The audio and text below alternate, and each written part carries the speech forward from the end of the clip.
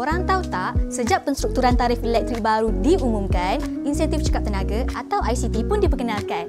Korang tahu tak insentif cekap tenaga ni pasal apa? Mari sini saya terangkan.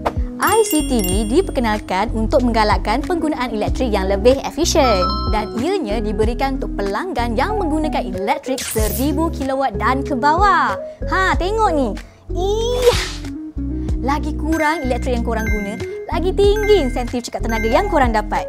Jadi, macam mana kita nak tingkatkan ICT kita? Dengan amalkan tips cekap tenaga seperti